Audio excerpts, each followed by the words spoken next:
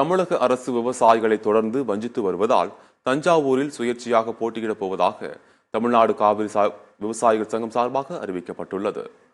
திருவாரூரில் தமிழ்நாடு காவிரி விவசாயிகள் சங்க தலைவர் PR பாண்டியன் செய்தியாளர்களை சந்தித்தார். அப்போது பேசிய அவர், மத்திய அரசின் வேளாண் சட்டவிரோத சட்டத்தை கொண்டு மோசமாக தமிழ்நாடு அரசு நல ஒருங்கிணைப்பு சட்டத்தை மாநில அரசு கொண்டு வந்துள்ளதாக கூறினார்.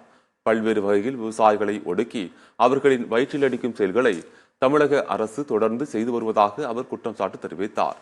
தமிழக அரசு தங்களை பாதுகாக்க தவறியதால் வரும் நாடாளுமன்ற தேர்தலில் தஞ்சாவூரில் சுயேட்சையாக போட்டியிடப் போவதாக அவர் தெரிவித்தார்.